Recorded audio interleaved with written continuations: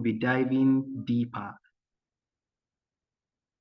Today we'll be diving deeper. So if you know you are excited to be here, come on, let me see your clap and give yourself some nice emoji or drop your favorite emoji on the box. I want to say our messages. And if you're here yesterday, you know yesterday's session was actually impactful. You really learned a lot. Yes, let me see your emoji in appreciation to yesterday and keeping the excitement brewing. I'm not seeing our messages coming up.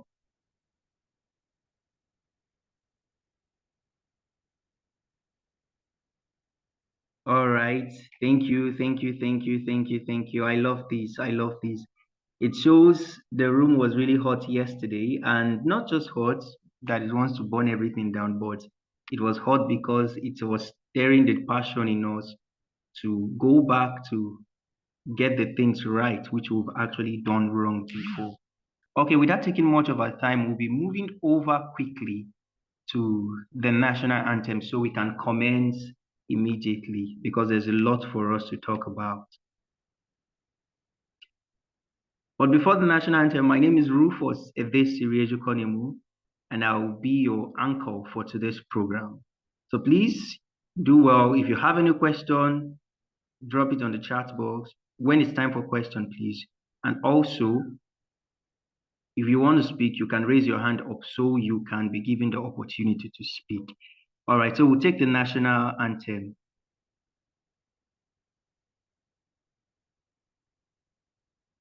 Nigeria, we hail thee, our own dear native land. Though tribe and tongue may differ, in brotherhood we stand. Nigerians old and proud to serve our sovereign motherland. Our flag.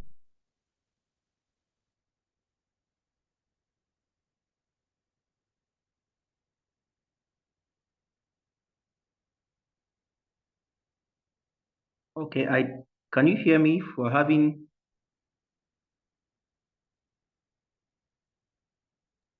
You can go ahead. Okay. All right, thank you so much. Thank you so much. So we'll be moving to our safety moment now. And please, the safety moment is to ensure that we abide by the rules and regulations guiding this webinar. So we won't have hindrances or hitches in communication. And first of them is please make sure you mute your mic when you're not speaking. If you're not speaking, please mute your mic, or when you're not given the permission to speak, mute your mic. Also, raise your hands if you want to speak. If you want to speak, do all to raise your hand. If you don't know where to get it, you can check the reaction, if you're using your phone, check the lower bar of your phone. Let's assume the task bar. You're going to see after your chat, you see the reaction. Click on the reaction, raise your hand up if you have any question or something to say. Then also use the chat box for comments. If you have any comments, suggestion, or question, please put it on the chat box. The chat box is before the reaction button. Then also ensure you can still hear the fire alarm with your headset while you're on. If you're in the office, wherever you are, please make sure you can still hear the fire alarm instead of just shutting your ears completely. Very important as engineers. So be at alert and aware of your environment in case you hear any verb. Verb is an action word, so be at alert so you know when to apply the verb. And also, always stay safe. Always stay safe is one of the rules as engineers. Safety is our priority. So let's move over to the next. Thank you so much. Please ensure you abide by the safety moment, the rules which are set here so we can have a flow of communication. Thank you. Next slide, please. So to our opening remark, we'll be welcoming the SP Abuja YP chair, the person of Chisom Okoye. Please let's give him a round of applause as he takes the stage for opening remark. Yes, good afternoon, everyone. Good afternoon, SP Abuja and SP Port Harcourt, our main host and the co-host at SP Abuja. Good afternoon, everyone. Please confirm you can hear me. I can hear you clearly. Oh, thank you. Very great. Thank you, Mr. Rufus, the moderator. I would just try to keep this very short and then try to make us maximize our time for today's event. I'd like to first start by thanking the board members of Section 103 and as well as Section 199 who, in their wisdom, had made this event possible. I also like to thank specifically the section chairs in the persons of Dr. Pringles Egbe and Dr. Ikechukwu Okafor, who coincidentally you would see more today. Without taking our time again, I think I should thank everybody for being here, and not just being here, but deciding to take an action to also become published, as many would like to say. I think the lessons of today, you should take them very close to heart, and the opportunities that would surface afterwards, there is no end to it. Please pay good attention and be sure that you would learn, not just learn, but apply what you've learned very well. Thank you, and back to you, Mr. Moderator. Thank you so much, our YP chair Abuja section. Thank you so much. In case you didn't get his name, that is the person of Mr. Chisom Okoye. Let me put it well, Engineer Chisom Okoye. Thank you so much. Really appreciate you. And he said something, ensure you don't just learn, ensure you learn very well. Thank you so much. So to the recognition of the senior members,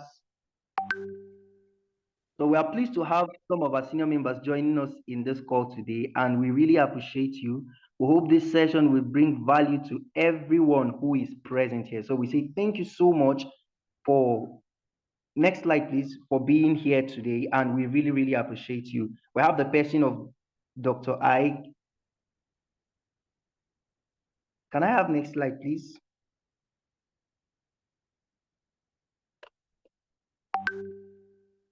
Can you still hear me? Okay. Yes, I can hear you. What is Okay. up now is recognition of senior members. Please confirm that is what you are saying. Yes, that's what I'm saying.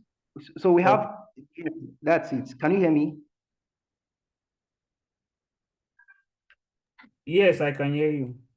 Yes, so to the recognition of senior members,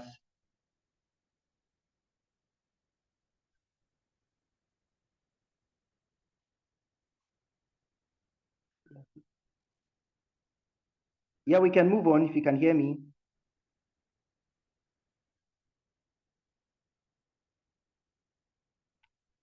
Okay.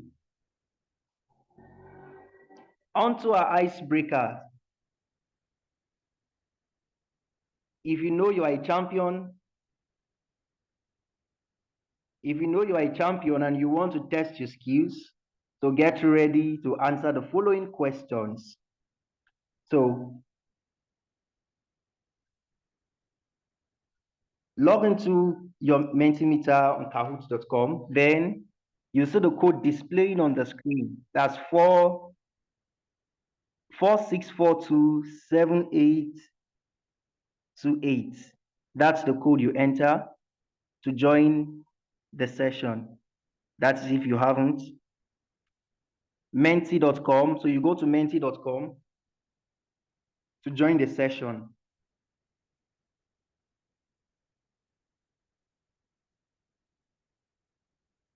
You can check the chat box. The link has actually been posted on it. Okay. So have 4 persons who have joined in. 4 players are ready. Where are the rest? Please join in. Let's have some IQ tests. Yeah, we'll have 5. Waiting for the others. 6 person on the play, 7 on the play. Yes, keep coming in, keep coming in.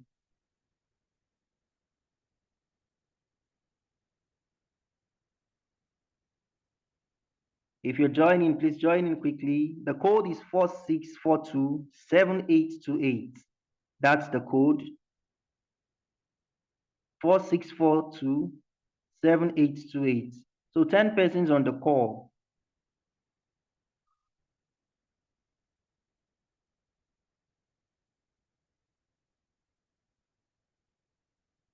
All right, so if we have a code room, we'll proceed.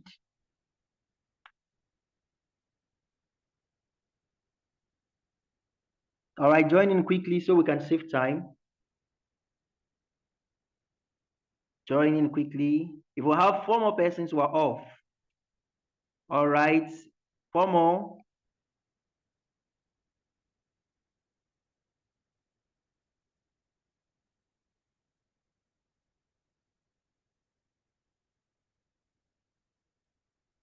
Okay.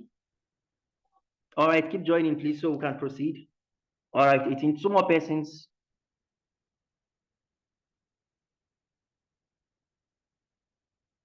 Two more persons.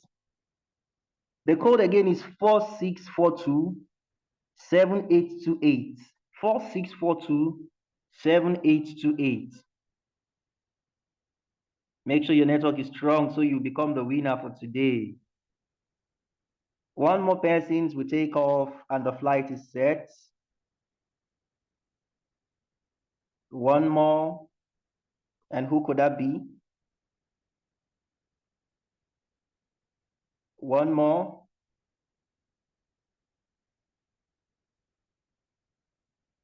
All right, let's proceed, please. So let's have the first question and see how the IQ test goes.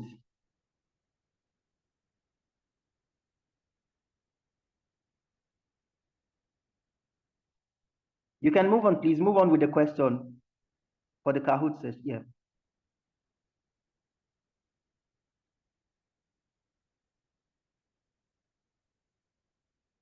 Okay. So I have 12 persons who, all right, so on our first top 3, who is this? And okay, we have Phoenix, we have Francis, and we have Son. That's our first top 3. Yes. Next question, please. Yeah, you can proceed to the next question.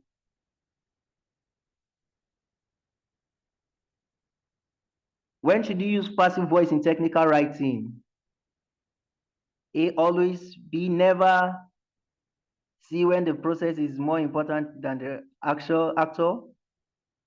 D, make longer, to make longer. Okay, we have 9 persons going for never. When the process is more important than the actor. Okay, let's see what the answer is. You can proceed. Yeah, thank you.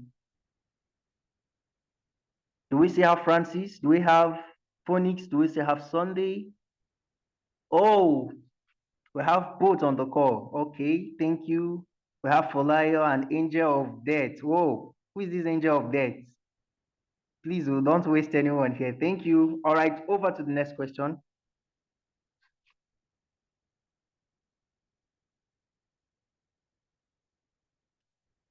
So what is the real number of major sections in a standard technical paper writing? A, 3 to 4, B, 5 to 7, C, 8 to 10, D, 10 to 12. If you're done, let's see what the answer is. Here we go. Okay, 9 persons got it correctly, 5 to 7. So thank you. Let's go over now. Who is taking the lead? Okay, we still have Bolt as number 1, Flyer as number 2, Angel of Death as number 3. Thank you. So let's move on.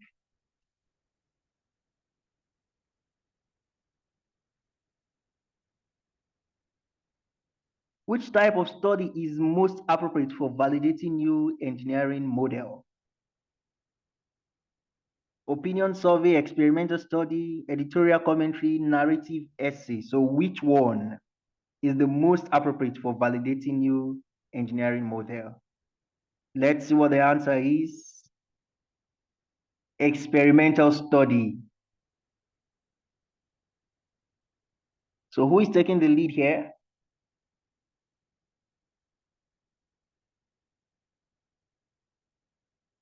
Oh, we didn't get to see who. Okay. Yeah. I thought it was moving to the next question. So who is taking the lead now and with what points?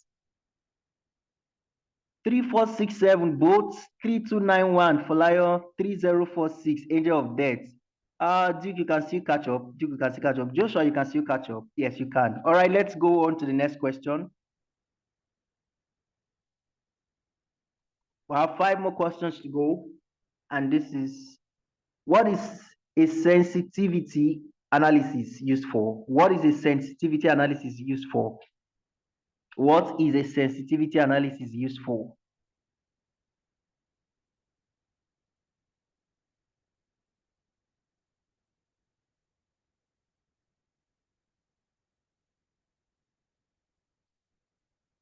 Okay, testing model stability under changing variables. Yes, if you're just joining in, the code is 46427828. 46427828. Yeah, who is topping the lead now? We still have both for Lion Angel of Death. These guys are hot. Okay, and we have who is coming to the fourth with 3046 points. Let's see. 4 more to go. You can still catch up. The code again is 46427828. Which part highlights the main findings? Which part highlights the main findings? Title, appendix, results, keywords. Title, appendix, results, keywords. Which part highlights the main findings? And let's see what the answer is. Results. Okay, let's see who is taking our lead now.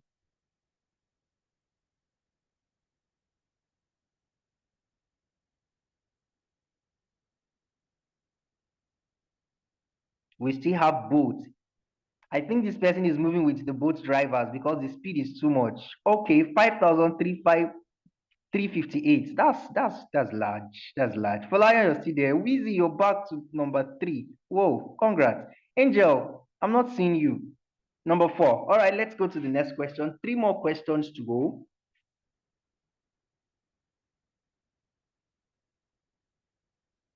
And we have our question rolling, and it's up. What improves readers' understanding? Slang, simple language, long phrase, unclear abbreviation. Let's see the answer. 21, simple language. Simple language. Thank you. So who's taking the lead now?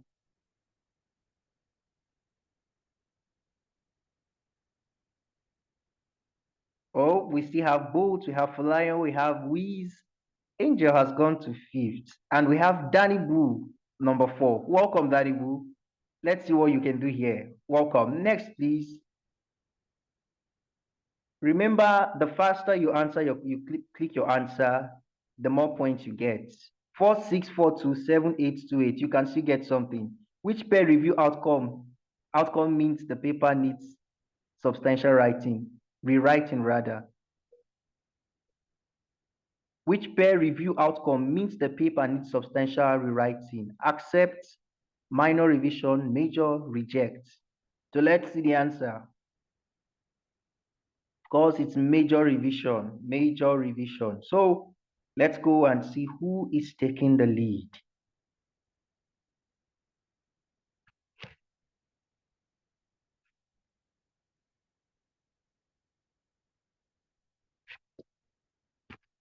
Okay. Boatman, where are you? I wanted to give you a card because your name is Boot. I wanted to give you a card, but you're not topping the lead anymore. Okay, we have Folayan, we have Boot, we have Wheezy number 3, and Danny Boosie number 4, Angel number 5. And let's go to the next question and see who will take the final lead. After this, we'll have one more to go and we see who takes the lead. What makes a title strong? What makes a title strong? Long phrase, clear topic, unrelated words, vague ideas. What makes a title strong? Clear topic, clear topic, clear topic. Okay, everyone went for clear topic. So who takes the lead? Is it Folayo? Is it Boot? Is it Wheezy or Danny Boo? Let's see. Oh, Folayo is doing wonders. Folayo, that's great. One more question. Folayo, Boot, and Wheez, number 3. That's the top 3. So on to the next. We have a final question.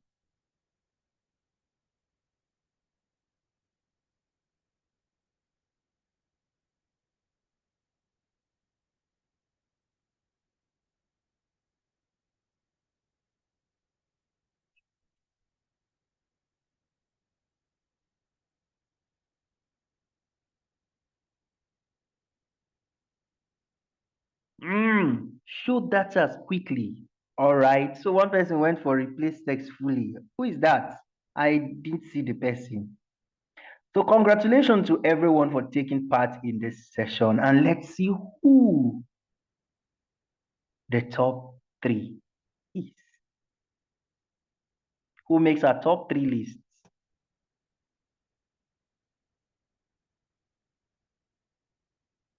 I can feel the tension in everybody's mind now between Folayo, Bolt, and Viz. Or did Angel of Date come back to the top? I can't tell.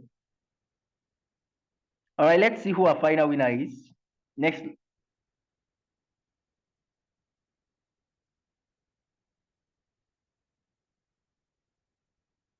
I can imagine what Folayo is thinking in his heart right now. Let me be at the top. Let me be at the top. Let's be calm. Let's see what happens. Okay. Let's hope that prayer is answered. Boots, are you there?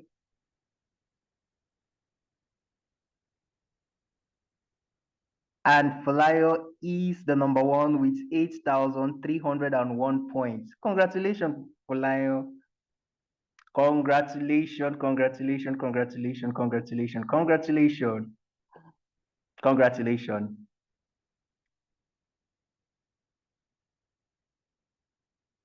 So all winners should reach out to, I'll call the number. Please just listen if you know you're part of the winners.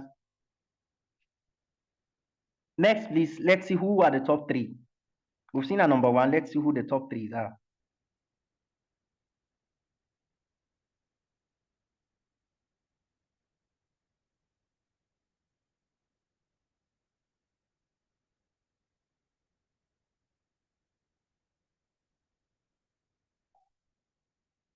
We know it's Folayo first. Then who takes the second lead? Okay, Bolt takes the second lead with 7,458 points, followed by Danny Boo. Okay, sorry, please. Bolt is 8,168, while Danny Boo is 7,458 points. So thank you so much. You check the chat box, you see a number has been dropped for the winners to reach out to. Do well to send a message, your name, your full name, and identification. If you can screenshot your points and send as means of identification, that would be great. So thank you so much. Thank you so much. If you know the eye session was really hot, please just let me just get your clap on the chat box, or let me get your emoji. Okay, one more time, please. For our top 3 winners, our first winner, please reach out to, it will be clear, reach out to 09069659698 for your prize. Thank you so much. Thank you so much. It's actually been a wonderful one for the icebreaker. So without taking much of our time, we'll be moving over to the next on our agenda. Next slide, please. Okay. We've actually had some fun. We've seen the atmosphere has been tense. Folayo side was beating, both house was beating so that he won't go and miss the steering. And we'll have Big Wizzy, Big Wizzy or Wizzy coming from the down to fourth, and so then Danny Boo taking the lead. So congratulations to you all. And now we'll be moving over to the main deal of the day. But before then, I would like to introduce someone who will be sailing the ship before the facilitator comes on. And this is not any other person that our awesome moderator. Is no any other person than Emmanuel Bamidele Ayodele, Associate Engineer, Aradi Holdings PLC. Emmanuel Bamidele Ayodele is an engineer who currently works as Associate Engineer at Aradi Holdings PNC, where he collaborates with team to optimize production and deliver value in gas value chain. Prior to this, he has worked at Niger Delta Power Holding Company, gaining experience in operations and maintenance at Omotosho Power Plant. His early experience as a plant operator and system analyst at Nigeria National Petroleum Corporation involved implementing operational improvements. Operational improvement in hydrocarbon accounting at Last Cover Depot. He holds a bachelor degree in engineering, that's petroleum and gas engineering precisely, currently a postgraduate student at University of Port Harcourt. Ayodele has contributed to various research and presented over 15 technical papers at various conferences focusing on hydrocarbon accounting,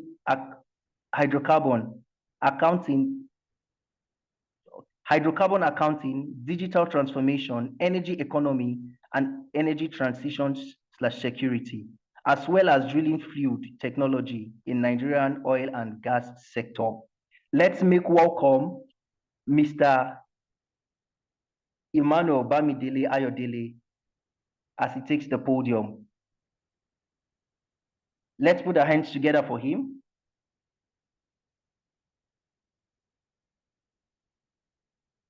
Mr. Emmanuel, over to you, sir. All right. Good afternoon, everyone. Please confirm you can hear me.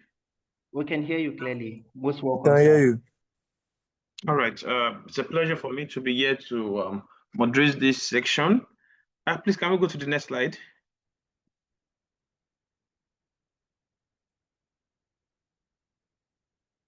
All right. So I will come from a personal perspective of our speaker today.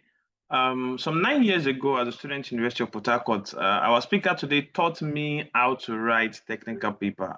As a 200 level student in University of Port Harcourt, then he was running up his PhD. I think it was even done then.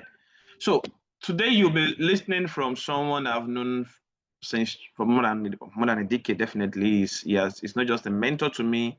He's a big bro. He's a friend. So our speaker, Dr. Okafor Ikechukwu Stanley, is a motivated, proactive, and result-oriented professional with detailed experience in petroleum engineering, research, and development. He's committed to knowledge acquisition, transfer through learning and teaching, research and development in areas of reservoir engineering, chemical wellbore instability, petrophysics, oilfield chemicals, renewable energy, and sustainable development. He is a World Bank scholar and a former research associate at the African Center of Excellence in Oilfield Chemical Research at the University of Port Harcourt. He is a registered member for the with the Council for the Regulation of Engineering in Nigeria, COREN, a corporate member of the Nigerian Society of Engineers, and is also an associate environmental professional with the National Registry of Environmental Professional, NREP, USA. Is a member of the Society of Petroleum Engineers, and he has contributed to knowledge through publications, in journals, in paper presentation, and conferences. Dr. Ikechukwu Okafor currently works with Nile University of Nigeria, Abuja, as an associate professor in the Department of Petroleum and Gas Engineering. So, SPE Port Harcourt, SPE Abuja, make welcome Engineer Dr. Ikechukwu Stanley Okafor.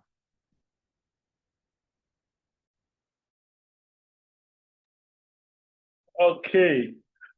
Good evening, everybody. Please confirm you can hear me. Yes, we can hear you, sir. Thank you, Ayodele. I don't think anything feels better than to have your mentee introduce you. And if I look around the room, I see quite a number of them who are cross paths with me, who still cross paths with me, who I think get time to discuss live career and everything. I could call names. And it feels good to be home. Yeah, we are in Abuja, but Port Harcourt Section 103 is home. We caught our FPE tips from the great citadel of learning, University of Port Harcourt. And like some of my very senior colleagues would say, they loaned me to SPE Abuja, and I'll come home again. So it's good to collaborate with the Port Harcourt section to speak about something that I'm very passionate about, research paper. So one thing Ayo didn't tell you guys is, aside from writing technical papers, I write stories, I write poems, and I could string lines. So I did cut my teeth for that under the most respected Professor Michael Onyekon. He was the one who led us into these hallowed chambers of technical writing when he taught us what they call engine 30,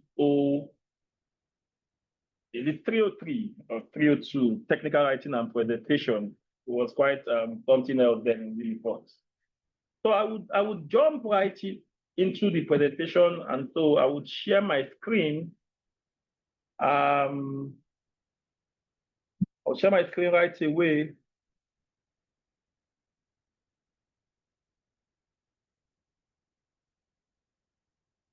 If you can see my screen, I would like you to say yes, you can see my screen. Can see your screen, sir. Thank you so much. I want to make this as impactful and as real as possible. I've tried to get some slides together, but beyond the slides, I would want you to listen to me. The slide may speak to something, but what I say will be more impacting than just what the slide has. So today, we'll be looking at writing, reviewing, and publishing for impact. Back then in school, there is a slogan that says, publish or perish. Right now, it has been changed to innovate or perish, but I will keep it to publishing. So for the outline, we'll be running through writing for accuracy, referencing ethics, what is the submission and review process? Do you have an understanding of the SPE paper submission process? We could have a review session if we have time. And so in terms of writing, the question is, why do you want to write? If I throw that question to you, I would love to see what your answer would be in the chat session. I want to make this as interactive as possible. So even though I can't see the chat, but I just wanted to drop your what should be your response. Why do you want to write? Why must you write? You see, I will lead you through a path. Imagine what life would be if the first person that was able to get fire from a stone, from smashing a stone, if that person kept it to themselves. Imagine what life would be if the person who got the inspiration to build a plane kept it to themselves. Imagine what life would be if we stopped at 3310 at the phone. The reason why we are here is because people have documented their research. And in the documentation of research, people have built upon the little spark of fire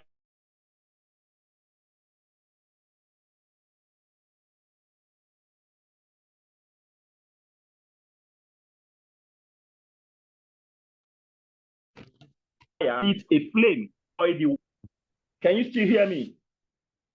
Yes, sir. But it's breaking. Okay, I think my network just had a little fluctuation. Okay, it's fine now, sir. It's fine now. Okay, so that is the reason why we write. We want to put out our findings out there. We want to bring people into the solution we've discovered. We also want people to critique our work so we get better. Some of the reasons why we write. And as it is stated here, for you to write, you must write to achieve clarity while maintaining technical depth. Because we are talking about technical writing. We are not writing for the fun of it. We are not writing for socialization. We are writing because we are a set of people, professionals in the oil and gas industry. So we want to communicate as professionals. So for you to write, you must also understand that there are principles of writing, what is called the principle of clear writing. Because in trying to write to a man who is in your field, you must communicate. And there are principles that you have to follow. And so clear writing is a valuable skill. I can bet you there are people who are paid to write. Their job is just to write and communicate clearly. It helps readers understand ideas quickly and easily. If I understand ideas quickly and easily, it will help me implement ideas. So we're going to look at the principle of achieving clarity in writing. There are three of them: principle A, principle B, and principle C. We'll see the content in a quick while. But in trying to write clearly, you must ask yourself one question: what readers want?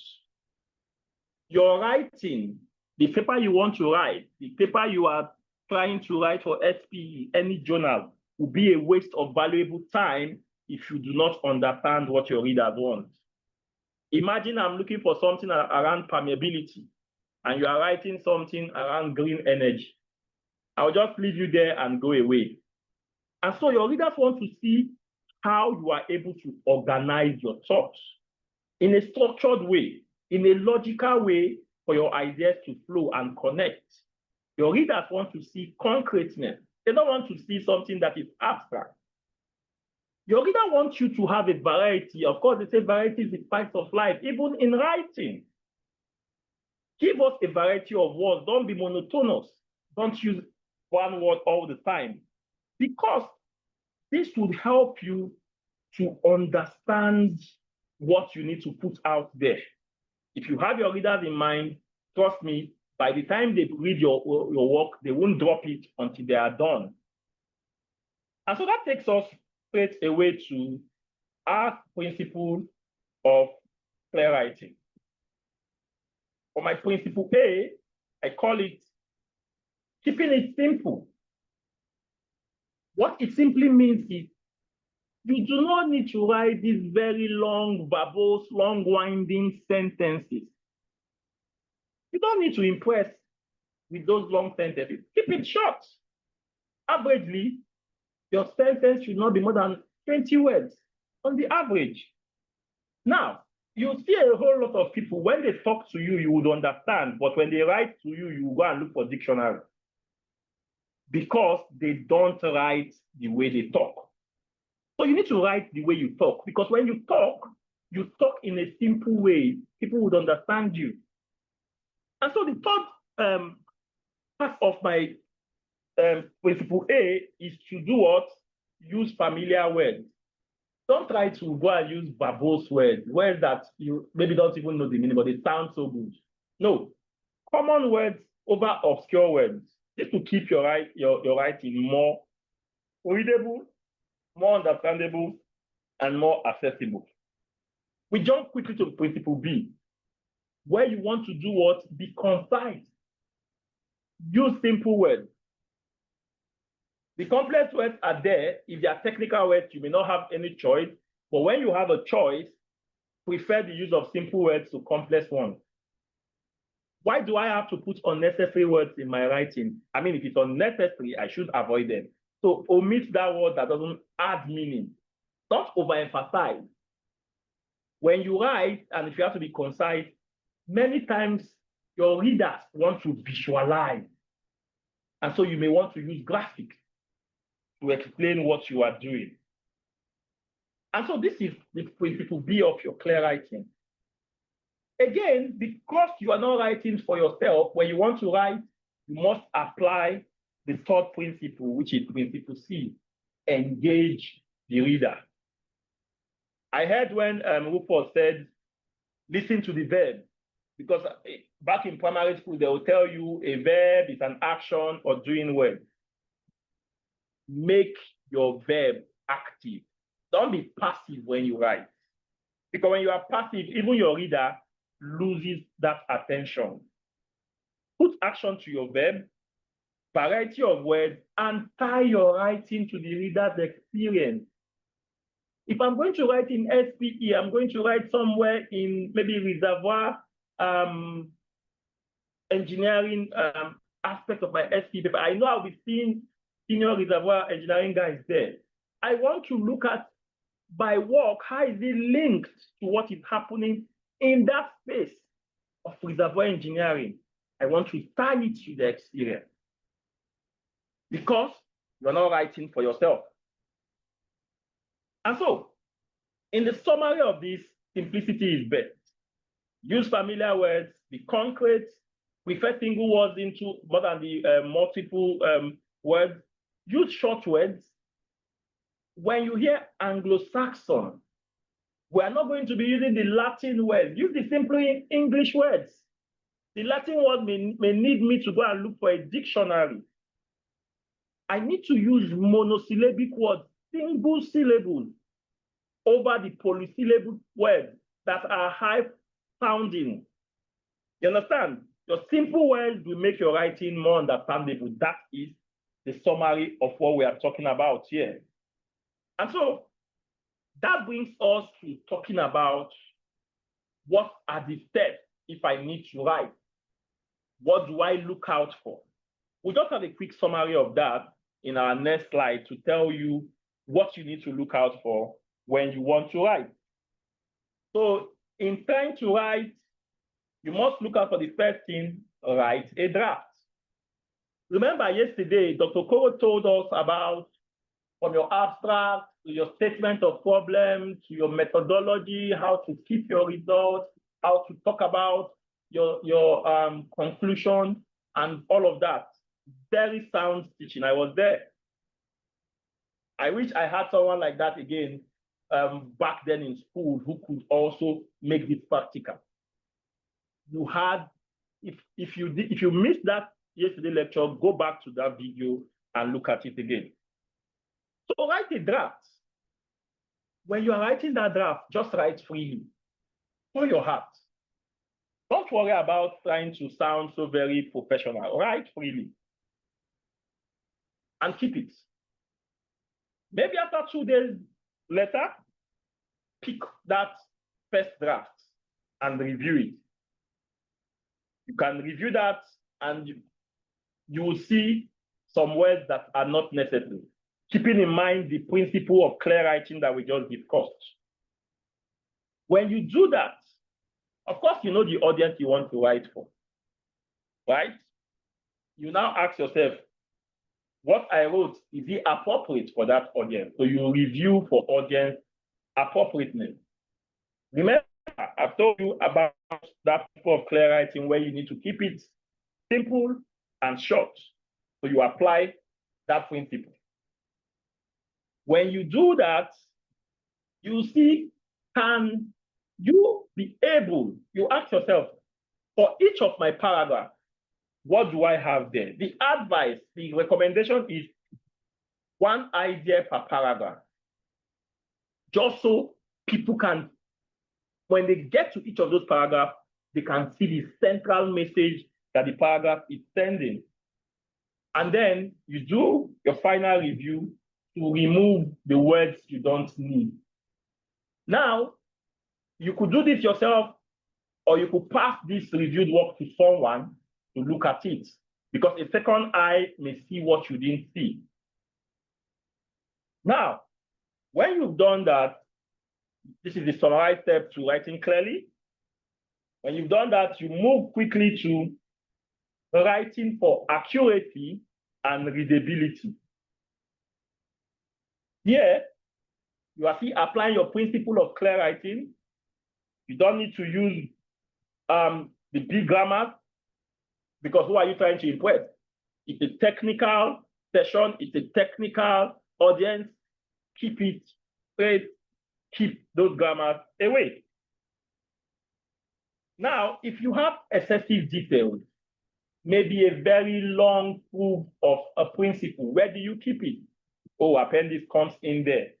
Take it to the appendix. If you also have to speak through your writing, you want your voice to be active. You want to be more professional and persuasive. If you use words that are not usual, that are not common, define them the first time you use them. Acronyms. If you say LCM, which could be lost circulation material, define them the first time you use it. And also, visuals are very important. So we move quickly to how you need to avoid big grammar. I will just show you a quick example of someone trying to maybe impress. This is the use of very big grammar, the persuasive presence of unconsolidated formation matrix material within the subterranean geological infrastructure had precipitated an undesirable phenomenon characterized by migration of particulate matter into the wellbore conduit, typically referred to as sand production. Ladies and gentlemen, the central message here is around sand production. Why are we going from this part to just speak about sand production? We recommended a different way. Sand production occurs when the unconsolidated rock formation surrounding the wellbore begins to break down and flow into the production tubing. This is a serious problem that can damage equipment and reduce hydrocarbon flow. Every technical person would understand this. Please, if this is clear, can I see like maybe an emoji to say you understand where I am with this example of writing big grammar?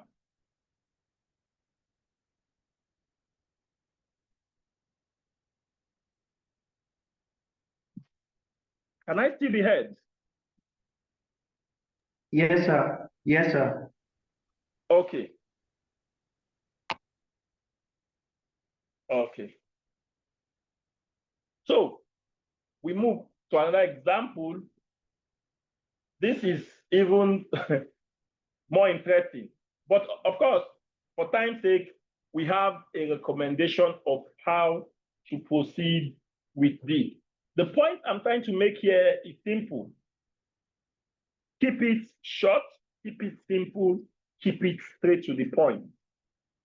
Do not write to impress, write to express. Express an idea, express a concept, express your thoughts. And you cannot miss it when you have effective use of visual. Visual could be your table, visual could be your figures, visual could be something that helps you pass an idea effectively. But there's something I want us to learn when we look at the use of table, of visual. So why do we do the use of visual? We want to use it to explain.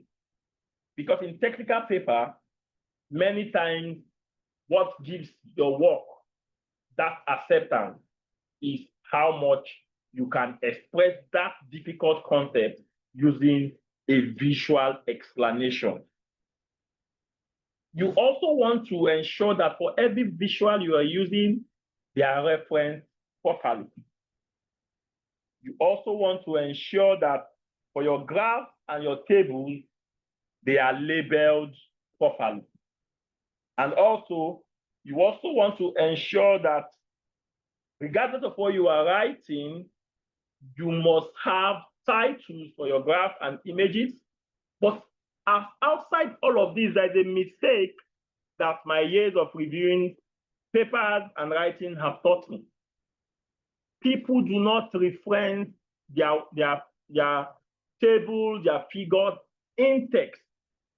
They leave those tables and figures hanging. I will explain it in clear terms. Take, for instance, you are using a table. And so that table is titled maybe table 1 because it's a conference paper, table 1. And the table is about maybe the volume of oil production across the different drawdown of pressure. Table 1 is there capturing all of those data, but it is left hanging. There is no way in that work that a reference to table 1 is made. Maybe you could say from table 1, you could see that at the drawdown of this, the production is this. That is you referencing that table in text. A whole lot of people make that mistake. They just put table, put figures, and they are not referencing it in text. It is very critical. So we will jump quickly to seeing an example of response where you have a referencing issue from SPE. When you look at this, you have tables, but they are not properly referenced. You could get this as a response from the review team to tell you, oh, figure 7 is repeated. The table 1 and 2 that you talked about is not captured. Because the only reason why you can miss that is because you did not have an in-text referencing of your table. And so another mistake you see when people talk about their tables and their figure is the fact that they title or label their tables and their figures wrongly. For instance, this is a table. I can bet you a whole lot of people would put the title of this table below, which is very wrong. Tables are titled on top and they are numbered sequentially. So for instance, this is table 2. The next time you are having a table, it must be table 3. For figures, you will see some people have this figure labeled on top of that figure. That's wrong. That's unacceptable. For the purpose of this class, for the purpose of this session, and for the purpose of technical writing, your figures are labeled below. But there's also something I want to tell you about table that is the in thing now.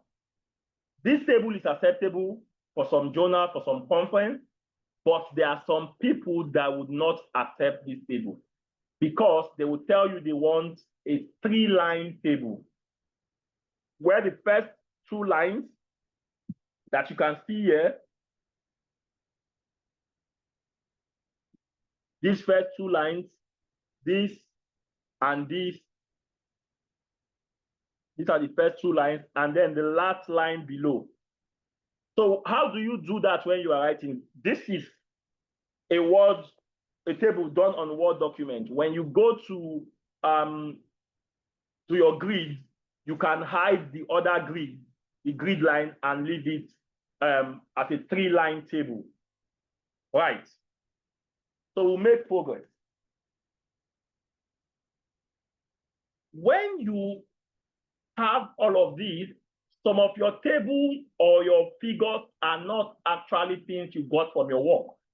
So it is important you tell us the source. If you have a figure that is not a product of your work, you must tell us the source. It is very important to avoid plagiarism, because plagiarism is an intellectual property crime, and it can go very far in diminishing your shine. So you must tell us your source. And so we'll just take this quick break here to tell you, are you aware that if you are a dues paying member of SPE, on one Petro, you can download up to 10 papers free per year? Just a quick one. Are we on the same page with me? Am I too fast? I wouldn't mind to see your comments.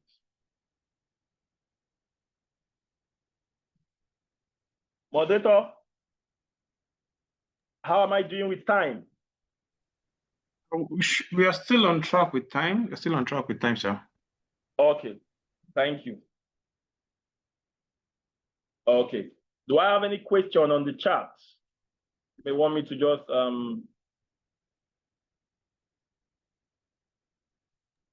no question yet, but if you have any question, you can drop it on the chat. Immediately after the class, we'll just take the questions.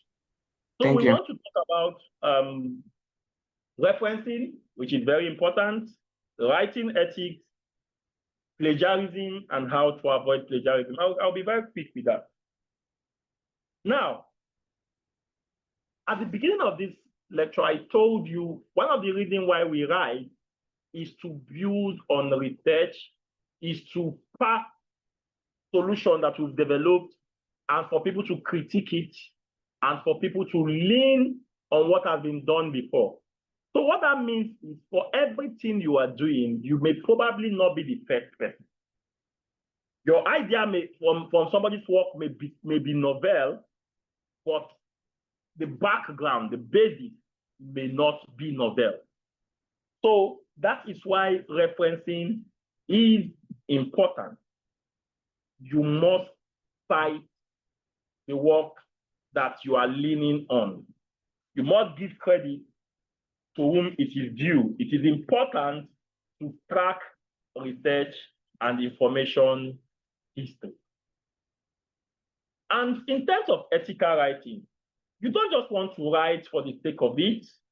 You want to practice delivering content responsibly and honestly, because you don't want, at the end of the day, when you deliver a technical paper, one of the scientific attributes of what you are doing is repeatability.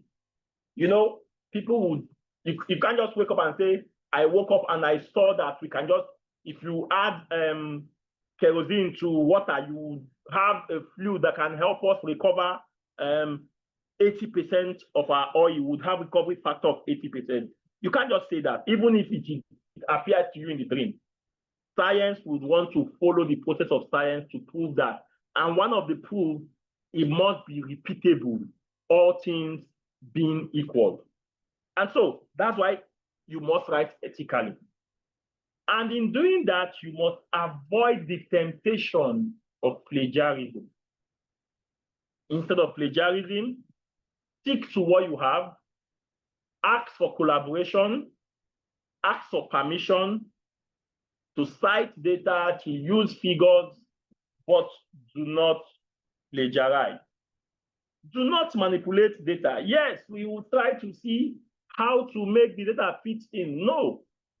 It is not every research that must get the answer you think in your head. If not, that is a biased research.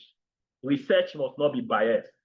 You must follow the process, and whatever it gives you, you can go back and review and find what could be the reason. And in doing so, you might even get a breakthrough. So do not manipulate data. For instance, in manipulating data, you can say, oh, 1 in 10 cats that die are male cats. And then in your conclusion, you just say, stop killing the male cat. But if 1 in 10 cats die, what does that tell you? It means the remaining 10 are female, right? But the remaining 10 of the remaining 9 out of the 10 that die are female cats. So your conclusion would be wrong when you try to manipulate data. I'll do a quick 3-4 slides on plagiarism from the definition of it being the use of other people's work without giving them credit. Now, the use of other people's work is not wrong, especially when it is in public spaces, especially when there is no data confidentiality. It is not wrong. You can use people's work, you can reference their work, but you must cite those work. If you go to take someone's intellectual property without giving them due credit, it's called plagiarism. It can result in legal issues. It can damage your reputation. It can call your company to question. It can even hinder future progress and acceptability of your work. You can be blacklisted. For instance, if you plagiarize during SPE paper publication, you'll be blacklisted for, say, maybe 2 to 3 years. You don't want to have that.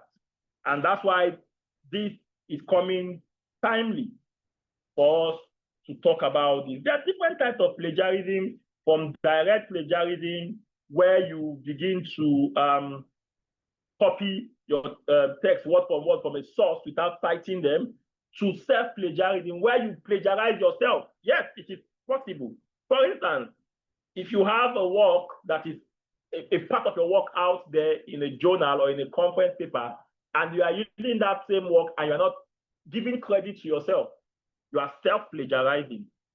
You could also have paraphrasing plagiarizing, plagiarism or mosaic plagiarism, and even people can plagiarize by accident. But you know, ignorance of the law, like they say, is not an excuse.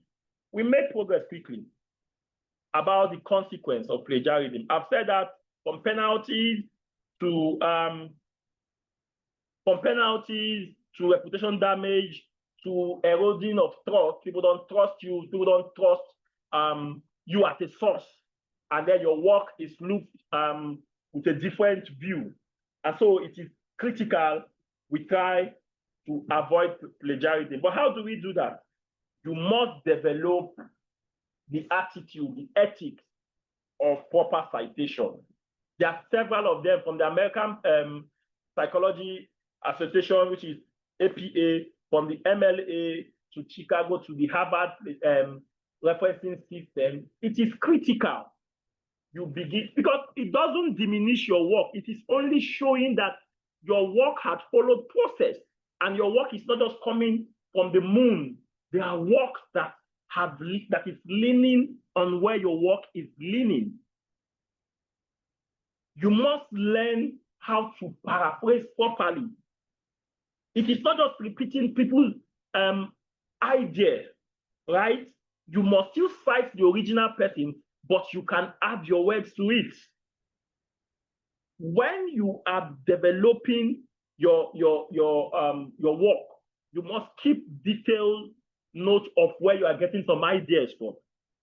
And lastly, you may want to use plagiarism detection tools.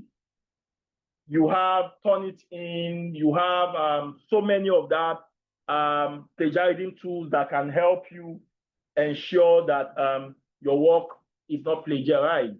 And I must tell you that for SPE paper, we use a Turnitin software that is current.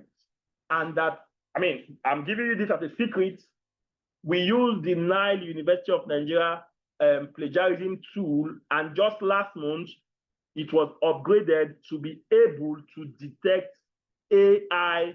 If you use AI in your paper, it can detect that. And so we want to be clear on this. Why we encourage the use of AI and all of that, we must find ethical limits and safe boundaries. And the next would be for us to look at an example of best practice for what is the best practices in terms of avoiding plagiarism. Plan your research early, because what it means is you would have had time to look at the different possibilities and you will not be in a rush to just publish. Detailed notes taking, you must also be able to take notes properly. Develop the process of citation. Whether you are doing that citation in text or you are doing it in the reference section, you must develop a proper citation knowledge. There is nothing wrong in seeking mentorship, in meeting those who can do it, in collaborating, in giving a second person to review your work and see if it has any element of plagiarism. Now, this is an example of a plagiarized paper that was checked from SPE. We have tried to cover the SPE paper number, but here the author was told about the fact that the paper is plagiarized, right? And then they can't publish it. And you can be blacklisted. So, for you to avoid plagiarism, you must learn how to cite, how to reference. So they are they're referencing in the body of the work. SPE actually uses what we call the APA system, or what you want to call the the author year system of referencing, where you state the author's name and you state the year. I've seen people in trying to do that, they will state the author's name and state the author's initials in the body of the work. No, that's wrong. We just need the author's surname and the year. That's why it's called author year. If the author is two, let's say Justus and Emanuela, let's assume that their surname, Justus and Emanuela 2020. Right. If the author, if there are more than two, the first author, and then you bring a tal, which means an order. Right. So that would help you to give proper citation in the text of in the body of your work. And also when you come to the reference section, you must state that different author in alphabetical order. That is the difference between the author year system and the number system. The number system will tell you that you would reference according to the first number, according to the second number. So the first number in your body of work becomes the first person you are referencing, even if their name starts from Z. The point I'm trying to make is for different papers, for different journals, they have a specified way of referencing, but SPE is using the author year system. And some of the plagiarism checker tools are here: Grammarly, CopyLeaks, Flag, Authenticate, Turnitin, and all of these can be used for plagiarism checks. And of course, you can have for referencing, your referencing tools are also there to help you with the referencing. So we jump quickly to the submission and review process.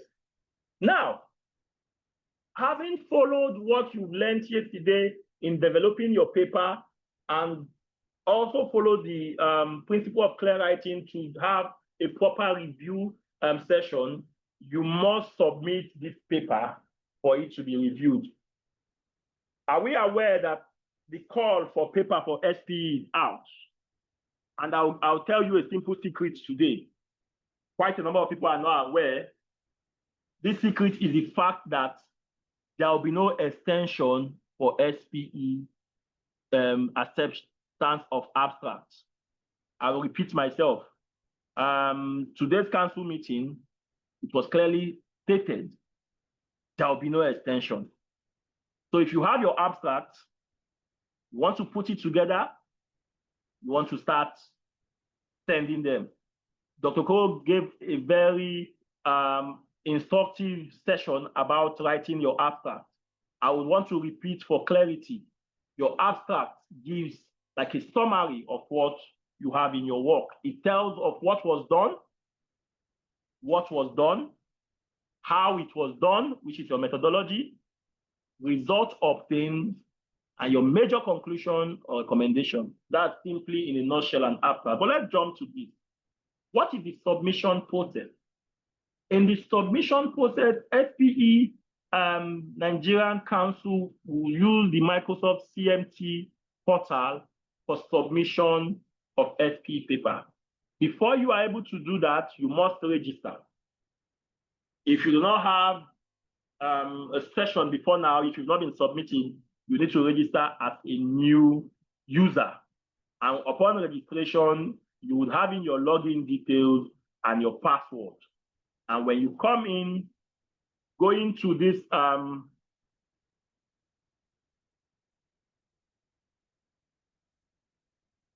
you would come in here, which is their where you log in, and then you get into the platform proper. And when you get into that platform, what do you see? You see the different steps in submitting a paper abstract. First, for SPE Nigerian Council, what you submit first is an abstract. It is funny. It was funny to me the first time. I was like, tell me an abstract is a summary of what was done, and you're also telling me to write an abstract first. Well, it's reverse engineering, like they say. But the idea is you cannot write an abstract if you have not thought about what you want to write. Sometimes at the conclusion of the paper, there may be a slight difference which you can actually communicate to request for a review of your abstract, or maybe a slight change, but your abstract must first be captured. And so this is the platform. So in submitting your abstract, you must submit what is the title of that paper. Now, Dr. Cole has also talked about title of your work. It is quite important. Try to not have more than 20 words in your title. I recommend that. Some people will tell you 15, but do not have more than 20. Let that title demonstrate an understanding of what you want to do. And for SPE, your abstract must not be more than 5,000 characters. Please, not 5,000 words, 5,000 characters. So you want to capture your abstract as succinct, as simple, as straight to the point as possible. So let's see an example. This is saying the topic is impact of Nigerian nationally determined contribution, NDC, on energy security as a country transition to low carbon or net zero energy system. If we want to count how many words are here, I'm not certain if they are up to 20, but the recommendation is keep it at least 20, not more than 20. And the abstract is submitted in that section where you have asked, where the platform asks you to submit your abstract. And then it is submitted and it is captured. What SPE Nigerian Council will do, the technical paper committee will do, is to collate your abstract and distribute it to reviewers. But what would the reviewers look at? The reviewers will jump in here and tell you, because there is a predetermined section that asks about your work. Is it useful? The reviewer will state whether it's very good, whether it's satisfactory or poor. Is it objective? What is the quality? If the reviewers have different comments, they will put their comments. Now, some reviewers can tell you most of the references listed were not cited in the body of the manuscript. That is where this comes about when people dump their references in the reference section. You just dump any reference you see without citing it in the body of the work. They will tell you this. They might even state some of the references that are not in the body of the work, but you have them in the reference section. And that can reduce your score. Right. So we make progress. Another reviewer can say, the work is poor. They will state the different section, because for SPE paper, the review session is what they call a blind review session, right? The person reviewing that work does not know the author, because they will not put your name as the author of the work. They just give you, and you are reviewing without knowing who the writer is. So you have maybe, if people are available, you can have up to 3 reviewers. And if the 3 reviewers agree that this work is good, or the 3 say the work is poor, it will be withdrawn. If 2 say the work is good and 1 say the work is manageable, it can still be accepted.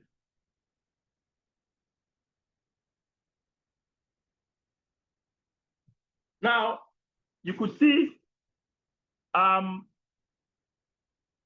reviewer's feedback: originality, oh, very good; objectivity, good; usefulness, good; quality, good; review comment: it is recommended for acceptance and publication. However, the writer should do the following: reduce the introduction, no need for subheadings, because different parts of that work would have been reviewed. And again, the comment of the reviewer is not to turn you down. Even if your work is turned down, the idea is go back to those reviews and implement them and come back again.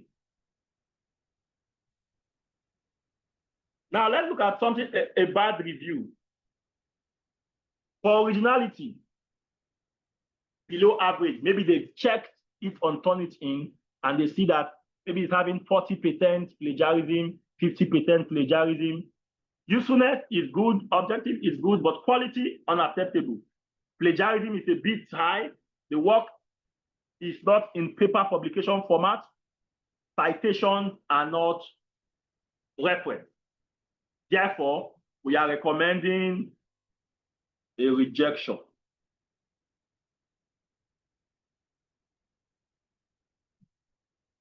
So we make quick progress. I know, I don't know how we're doing with time, but I will try to round up quickly. What are the common causes of rejection? Why would my work be rejected? And how do we address them?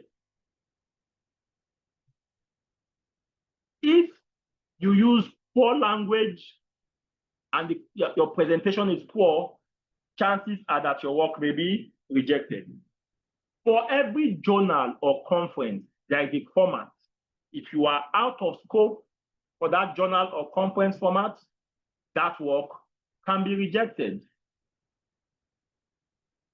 If you do not meet the manuscript requirement, it can be rejected. There is also the case of ethical issues, plagiarism, or maybe you submitted that work to another journal or another conference and you want to submit without upgrading the work, it can be rejected. It can also be rejected because it does not have novelty. There's nothing new. You're just repeating what had been done. It can be rejected. If you also have incomplete or poor data analysis or interpretation, your work can be rejected. Your work can be rejected if after your abstract is accepted and you do not meet up the requirement in terms of the feedback given to you. If you do not update those feedback, it can be rejected. Lack of necessary detail for replication, because one of the core points that you look at in research is replication. Can we repeat this and get similar or the same result? If you do not give those kind of details, the work can be rejected.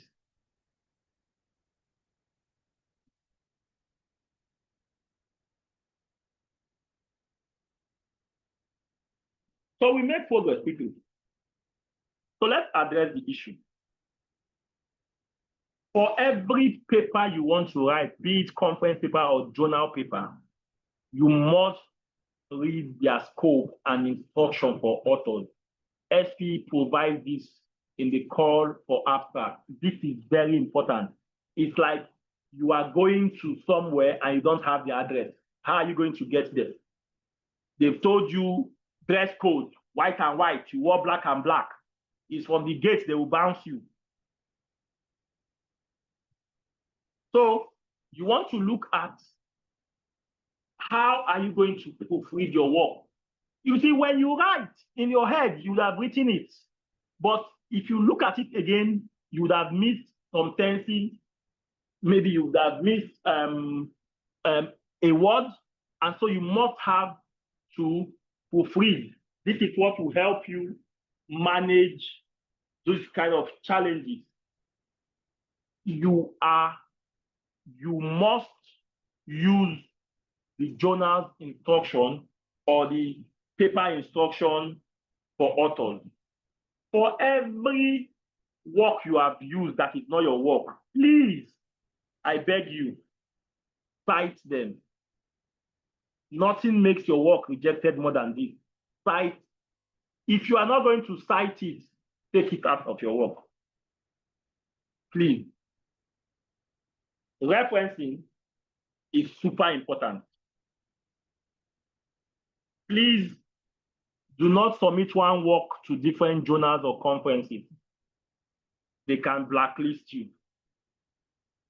If you have a work that is submitted somewhere, please do something to that work to make it different before you submit to another place.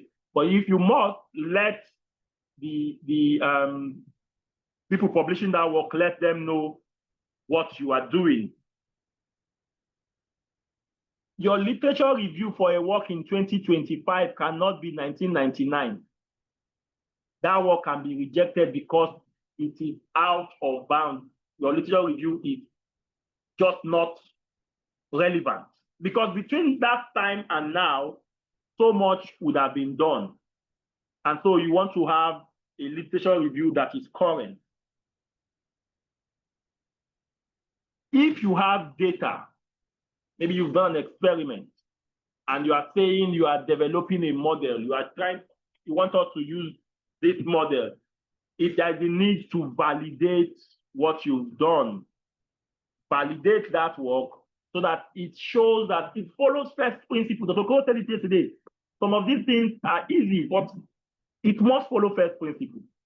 You cannot be talking about flow, you cannot be talking about recovery, and you do not understand the basic principle of permeability. You are talking about that, and you are telling me you are saying, oh, this flow, this material will cause enough flow, but you are also not talking about the viscosity of it. Basic first principle must come in.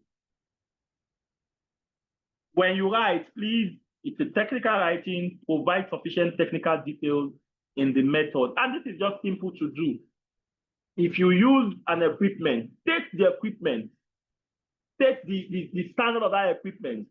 Oh, API, ASTM 246, so that when someone wants to replicate it, they go to that very equipment and see. You must remember this. Data integrity is very critical. Do not manipulate data to fit a narrative. It is okay if your work does not achieve the objective. It is also a result. What that means is following this process, we cannot get here. It is a result. You must not get predetermined results. No. present context, do not conclude in a haste. Truth over agenda. In writing, in technical, agenda, not agenda.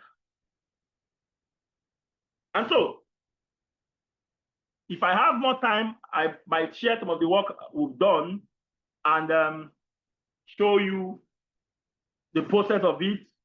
I've written quite a number with the moderator, with the facilitator yesterday, with quite a number of people, because collaboration is the key when you talk about technical writing. And so, in acknowledgement, I want to thank the board of SP Abuja for the opportunity to collaborate with SP Port Harcourt session. I want to thank my friend and brother, Dr. Pringo Egbe, my university, now University of Nigeria, and of course, from where it all started from, the unique University of Port Harcourt. I want to say thank you to everyone who has joined this call. I appreciate this. It feels good to speak to you, and thank you.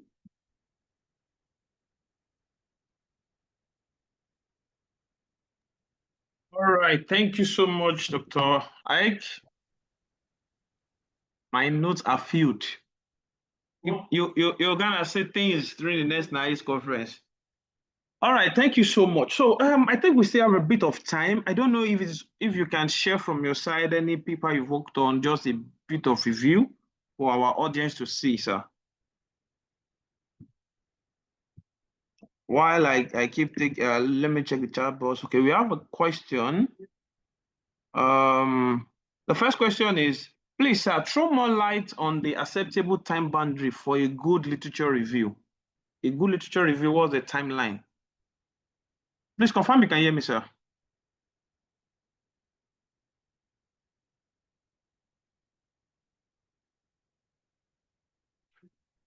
I can hear you. I was muted. I'm trying to get my papers.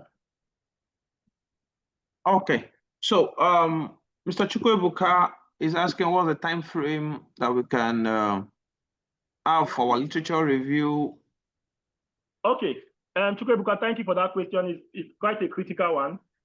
So when I advise my students when they write their research work, I tell them, for the purpose of this research work, do not go beyond 5 years. But sometimes for a work that that has so much people writing about it, you may want to look at between 1 to 3 years. I would explain why. If you have your work, if you write for, if you there are some work that in the next 6 months, someone has done something to add to what you are looking at. And that's why it is advised, when you have your work complete, publish it. Because ideas are not in isolation. The same idea that you have, it may come into somebody's head. And I've been a victim. I had an idea and I was just trying to say, okay, let it be perfect. Someone has jumped to publish that same idea. So for something that people are writing so much on, an area where people are writing so much on, things can change within 6 months. And if you put out your work out there and people are reviewing, reviewers are also writers. They may see your idea and replicate it in a different way, not necessarily presenting your work. So things come up as soon as possible, but 1 to 3 years, you are fine. Thank you.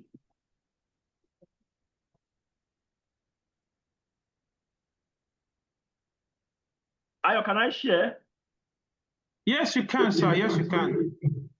Okay. Let me see if I can share one of my papers. Okay, so let me go to my conference papers. That's fine.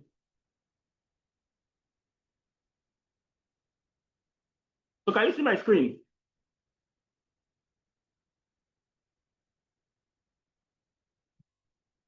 Ayo, can you see my screen? Yes, I can see your screen. I can see your screen, sir.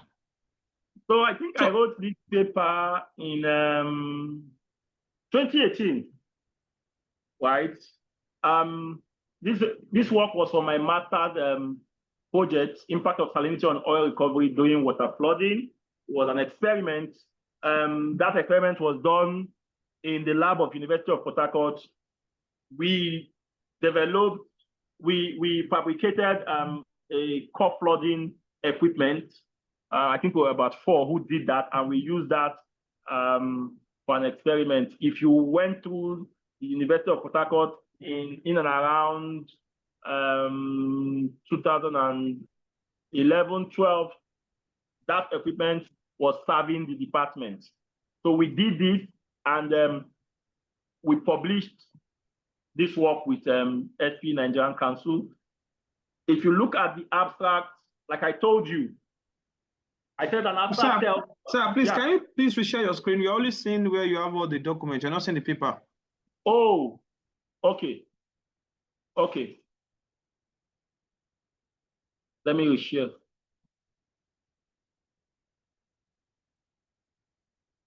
Can you see the paper now?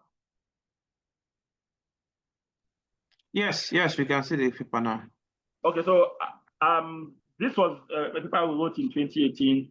It was myself, two of my mentors, Dr. Chikwendu Ubani, God bless his soul, and then Professor Mike Onyekong. These are the people who held my hand when we started this journey. And so when you write with these people. And so, like I said, for an abstract, I told you what was done in the work, how it was done, the results obtained. Those are the key attributes of an abstract. If you look at the first line, we're talking about what?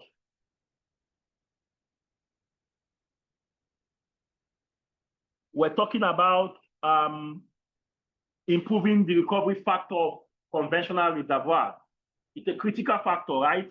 And then we went on to talk about what the paper wants to, what the paper is about.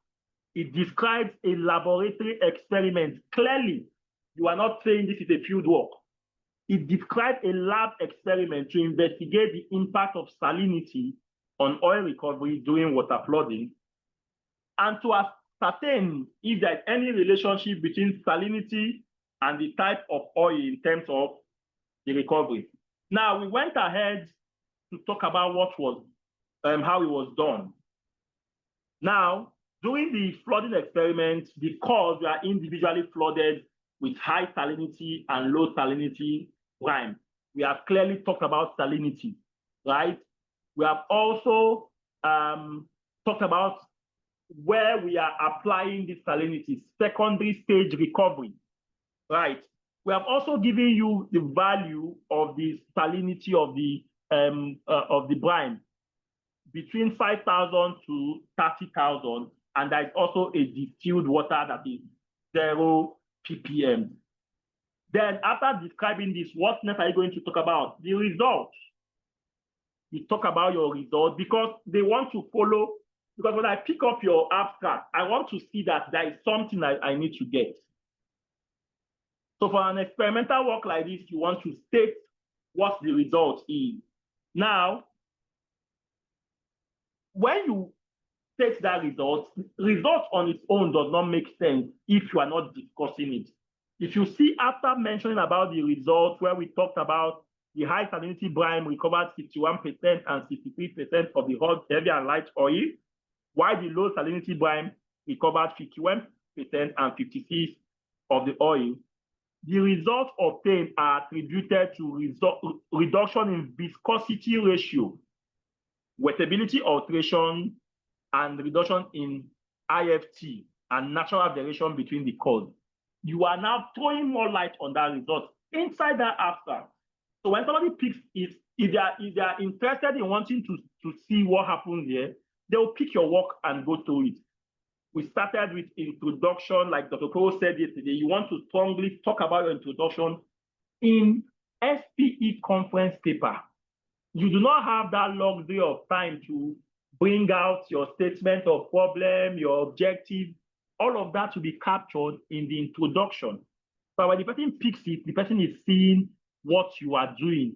So after your introduction, you are jumping straight to your methodology. That's what happened there, because in that introduction, you'd have captured your objective, you'd have captured your statement of problem, and then you jump to the methodology, which is the equipment you use, the experimental procedure, and then you make progress to talk about your results and the discussion of it. You could see that, I told you, when you have a table or a figure, don't leave it hanging. Look at here, table 1. I don't know if you can see. Am I able to use? Because I'm sharing from a PDF, it's not a slide. Here, I'm saying table 1 shows the results obtained. That is you discussing that table. You're not leaving it hanging. You come here, figure 1A and B are graphical representation. You're not leaving that figure hanging. So when you see this figure 1, you understand what it means. When you see this figure, you are discussing each of those figures. You are not keeping it hanging. You understand? Now you come here, table 2 and figure 2, discussing each of them. That is in-text citation of your tables and figures so that people can follow. You understand? That is the idea. When you have an equation, like I have here, equation 1, you come here to talk about that equation. A close examination of equation 1 indicates that is you not leaving that equation hanging. And when you state an equation, you need to tell us what are the variables. What does KO stand for? What does A stand for? You need to describe what they are in a proper way. And then you come down, you state your conclusion, you state your recommendation and your nomenclature, and then of course you talk about your references. And then this is an appendix to talk about further details that you could not capture in the paper. And then if you have a schematic, you want to capture it. Ayo, can I share another paper? Yes, you can share another paper, sir. Okay.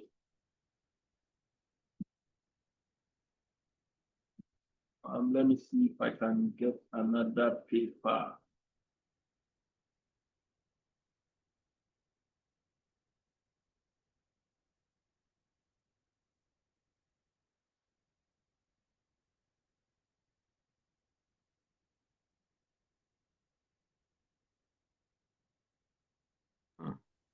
Hello, sir. Can you hear me?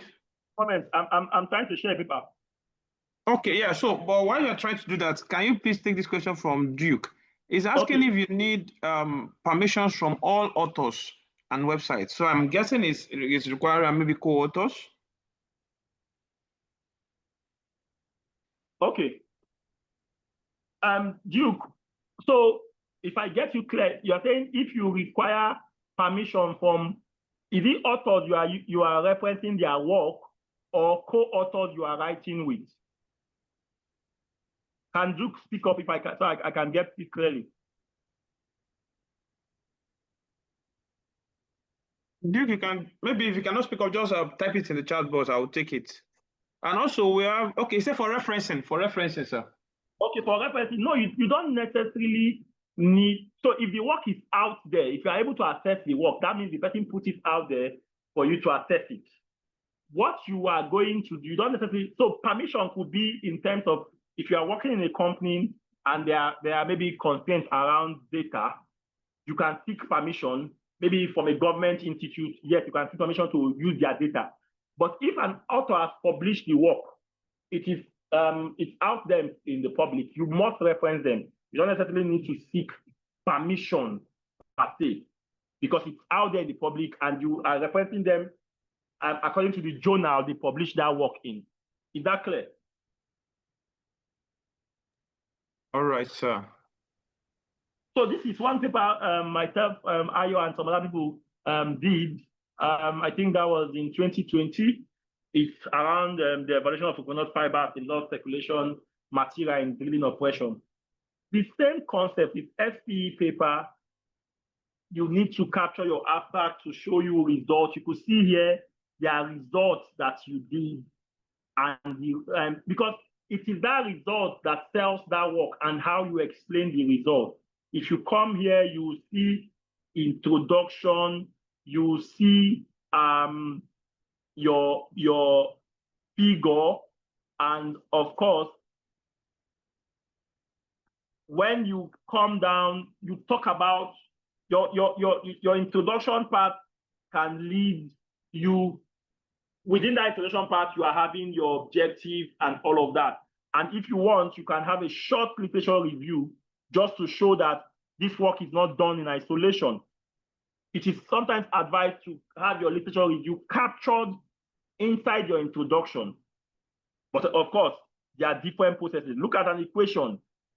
You state that equation, you state the parameters in that equation. If there are models, you talk about that models, you speak to the equation, and then you see all of the different figures, and you could see the referencing of that figure. The person who used this figure, Adnoy 1998, was captured because it is not your work. You proceed to talk about if there are different methods or different processes, you can state them and then decide the one you are going to use. Come down here to talk about methodology and your experimental setup because it is critical. The different equipment that was used in the experiment. So one thing I would want us to also know that the opportunity for mentoring, what it gives you is that over time, you would have learned the pros and cons of writing a paper, so much so that off your head, you can sit down and develop these processes. So for each paper, there is no cast in stone way, but there is just you following established format. Look at your results, I state them and talk about the different, the outcomes that you have. If you are doing an experiment, please do well if possible, take a picture of you doing that experiment. It lays credence to your work. And so results, stating your results and discussing that result, concluding your work. And if you think there are recommendations for further work, you state them because it is in that recommendation for further work that people will get further idea. I hope we didn't miss that yesterday when Dr. Koro said that if you go to a review paper, that area where they say recommendation for further work, that is where the meat of that work is in terms of you finding ideas that you want to write about.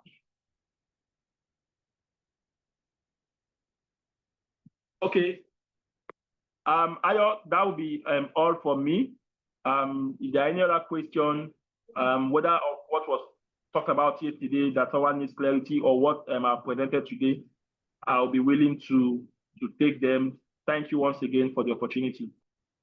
All right, thank you so much, sir. Now I need to rush a little bit. So let's take two quick questions from John Kaza. So he said, I was making a research, but why gathering some secondary data? The last provided from the author body, AMPP, was in 2016.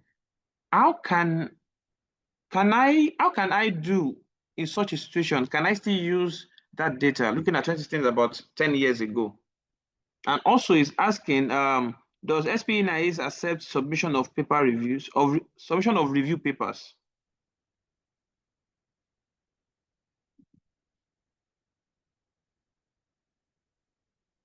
Hello, Dr. I confirm you can hear me. I can hear, I was speaking, but I was muted. Okay. Okay, so he was talking about, he was doing a research and the last paper he saw in that, maybe in a journal, is 2016. Yes. Okay, so is it John Kaza? Yes, John Kaza, yes. Okay, John Kaza, I would tell you something. Please do not limit yourself to one journal. Some journal may have discontinued publication. And so they may just have that as maybe the last publication. take that work, go to Science Direct, go to ResearchGate, go to Elsevier. Some of these papers you may have to pay, right? But if you have, there are some papers that are published in some journals that are in some universities' database. I don't know how your university does that, but in Nile, there are databases where you can get these papers downloaded free because that's been paid for. You understand? So, because if you are using a work 10 years away, yes, some people may publish it, but people may not cite it because it is not giving, it's giving the vibe of old school. Do you understand? It's giving the vibe of old school, and so people may not want to look at it. You understand? So that's what I will tell you. So your second question, please, Ayodele, remind me. Is asking if SP accepts submission of review papers. Of course, I've published a review paper under SP, but the thing is, you must give us insight into what this review paper is going to benefit us. Maybe it's going to open us into new areas of research. It's going to show us what we've not considered. Yes, the SP accept review paper, but let me tell you the secret. Review paper is about one of the most difficult papers. You're laughing. You are well aware. You know the drill. I think there's another question. Yeah. Somebody is saying, okay, please take them. Let me just How can I make my paper? How can I make my published paper open to citation, sir? No, there was a question before that. Okay. Somebody was asking. I think we've taken that one. It is asking about paper review. Then the other one was No. Somebody saying, where does gap analysis come in a published work? Nena Peter. Okay, Nena Peter. So gap analysis is very critical. Yes. Now, your gap analysis is what you present in your statement of problem. Right. So, because your statement of problem is the problem driving this. So what that means is, if I have seen the gap, my typical example I use is, I'm trying to make a case for solar energy. I know Patrick sustainability is in the house, so let me speak to its area. I'm trying to talk about solar energy as against the use of generator, right? My statement of problem that is brief that I will be looking at is maybe cost, noise pollution, emission, and all of that. If I have seen gaps that I've not studied about maybe noise, that noise pollution cost, it becomes what I would add in my statement of problem to drive my research. So you may not state it clearly as gap analysis, right? But you would infuse it into your statement of problem to say this gap exists, even in your literature. It can be a one-liner to say the summary of the literature review is that this gap exists in this body, in this area of research. And then you, with your objective and your result, you close that gap. And then is that fine? Did I answer your question?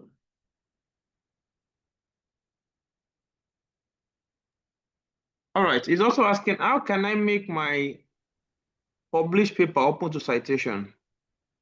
Oh, again, if you publish in an open source journal, open access journal, your work is out there. If you select the proper keyword, so when people, for instance, if you are presenting a paper around enhanced oil recovery, maybe it's a nanoparticle enhanced oil recovery. Nanoparticles, put all of those keywords. When people type in those keywords, your paper will come out. And when people read it and find value, they will cite it. If you even publish maybe in a journal that is not open access that people pay, those keywords will direct them to those areas. That's why people say select the right keywords. All right, thank you, sir. And finally, yeah, Please, sir, the time bound you talk about, does it also hold for review papers? Okay, so for review papers, there are two ways to it.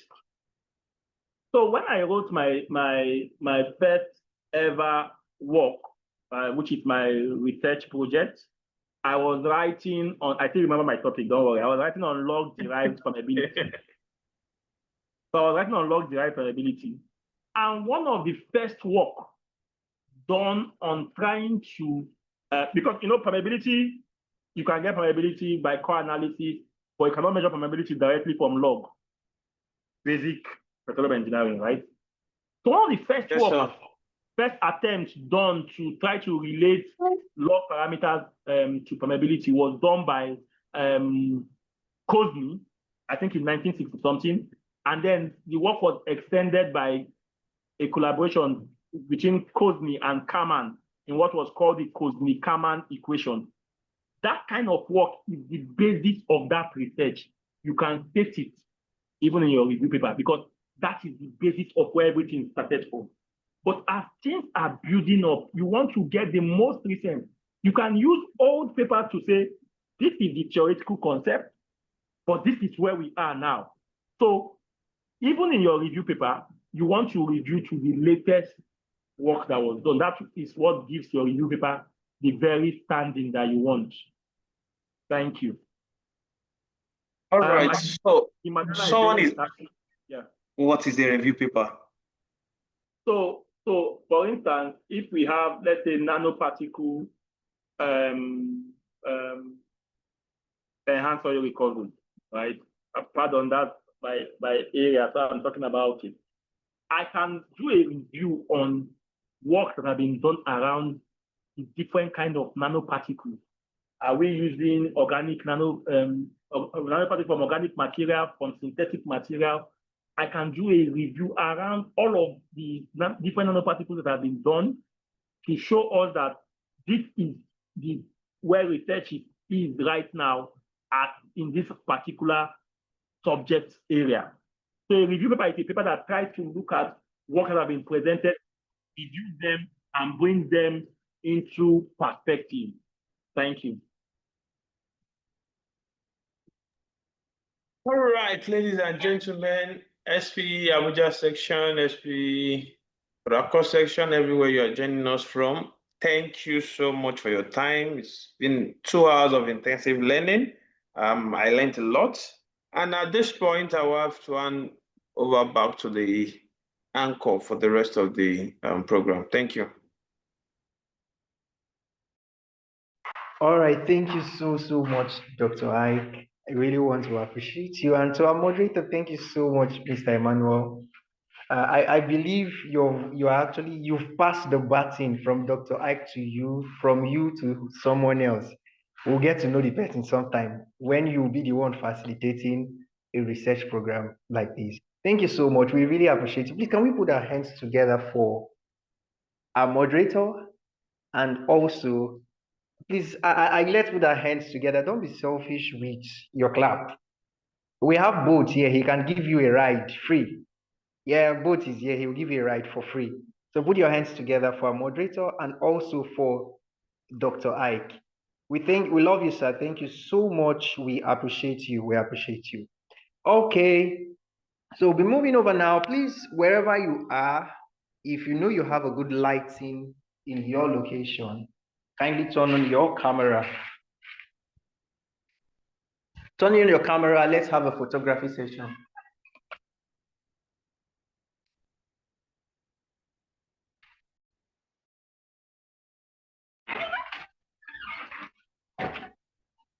Yeah, you can turn on.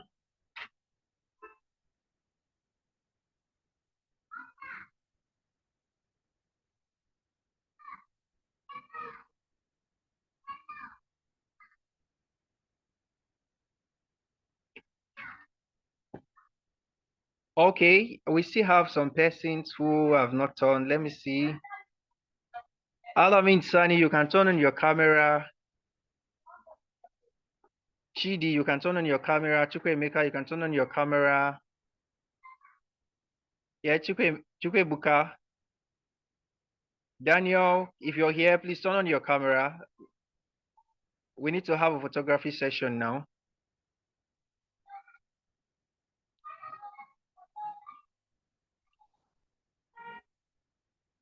Okay, Sunny, I don't know if you're here. Turn on your camera, please. Let's have a quick photography session, then we'll move over. Okay, I think we'll take for those who are here with us. I don't know if the rest persons are actually hearing me.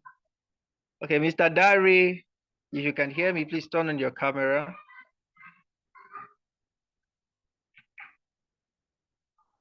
All right, so we'll take a screenshot now. And we know SP is what? SP is what? I want to hear your response, please. SP is cleaner energy. Someone should not go and say oil and gas. So SP, 1, 2, 3, go. SP, let's go. Cleaner energy. Cleaner energy. All right, thank you so much. One more time, please. Please, if you know you're taking the photo with your leg, please don't spoil our camera. Please kindly turn your camera now, please, please, please. I'm seeing your leg.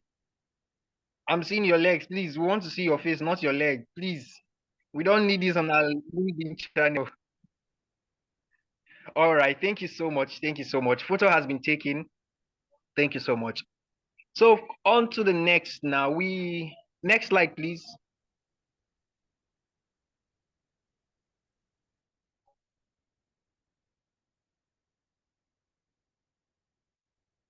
Okay, membership drive. I'll be welcoming the person of Okpeyemi, the SP Abuja section membership team, to come and take us on membership drive. And also, if you want to become a member of SP Abuja section, you can check the group, the chat box. A link has actually been dropped there. Do well to fill the form as below. So I welcome Okpeyemi. Over to you. You can take over now, ma. Thank you. Good evening, everybody. My name is Mercy. So I would be handling this session on behalf of Okpeyemi. He's unavoidably absent. So the Society of Petroleum Engineers is a platform for oil and gas industry professionals, students, regardless of your years of experience. You are welcome to the SP. Please, can you go to the next slide? So the membership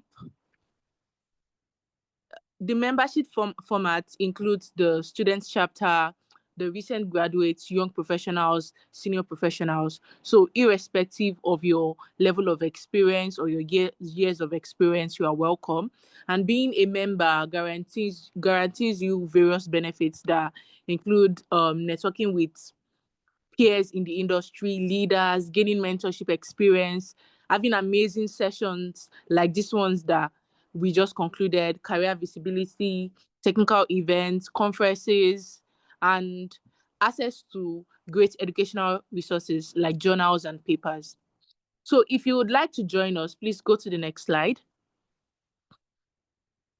So if you would like to join us, please follow us on our social media page. On Instagram, we are at SP Abuja 199 because we are section 199. Or you can also follow us on LinkedIn at SP Abuja section 199. Or you can also take a screenshot of this page, scan the barcode, or use the link in the chat box to get connected to the SP Abuja section. And we are looking forward to having you.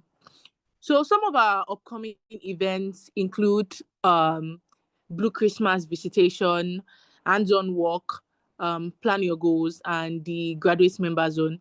We look forward to having you. Thank you very much. All right, thank you so much, Okpeyemi. And thank you so much, Okpeyemi. And the next now, we'll be taking announcements for.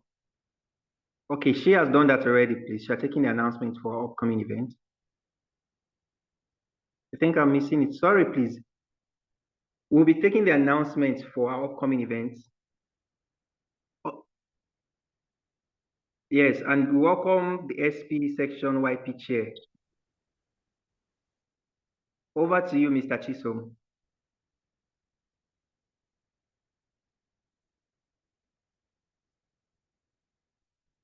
Can you hear me?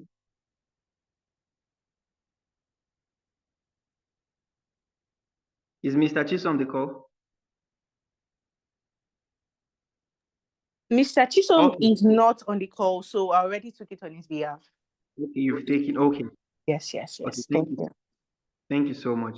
So on to the next slide, please. So we'll be taking our closing remark. This is the SPE report writing lead for Port Harcourt section, the person of Emanuela Ebere to take the closing remark. Emanuela, over to you. All right, good evening, everyone. Good evening. Thank you so much, Dr. Ike. Despite the short notice, you still turned on and you gave us your best. If I can get you right, I learned a lot from this session. Thank you to everyone that joined from day one to today, and special thanks to our moderators for anchoring this session and to our very amazing anchors. We couldn't have done this without you. Thank you so, so much. It's not just writing to fill the numbers or writing because your mates are writing or because you want to have a paper to your name. We need to know the reasons why we're writing, and at the end of the day, create innovative ways to do things better, especially in our industry. And also, key things to note, you have to always review and check your work for plagiarism in order not to be blacklisted, and a few other tips and nuggets I got from this. Thank you so much. Thank you to the Abuja YP chair, Chisom Okoye, and special thanks to the Port Harcourt YP chair, Pauline Wamaka. Thank you for putting this through together, and to the report writing team for Port Harcourt that set this up. Special appreciation to you for all the sleepless nights and for this wonderful collaboration. And we look forward to seeing a lot more papers at NICE 2026. And for those that would like to be mentored from their idea through to publication, the link is on the chat box. Please fill it up. Yes, there are terms and conditions, but stand a chance today to publish that beautiful idea you've had in your head for years. Thank you so much to everyone, and do have a lovely evening and be safe. Thank you. All right, thank you so much, Emanuela Ibere. We really appreciate the remark. So we will take the national pledge as our closing prayers. One to go. I pledge to Nigeria, my country, to be faithful, loyal, and honest, to serve Nigeria with all my strength, to defend her unity, and uphold her honor and glory. So help me God. Amen. SPE, you can unmute and give your cleaner energy. Thank you so much for coming around. Thank you so much. We really appreciate you. If you have any question, feel free to reach out. It will be responded to. And as Emanuela said, if you want to be mentored, the link is still on the chat box. Thank you so much. Have a wonderful evening. See you later. Bye-bye.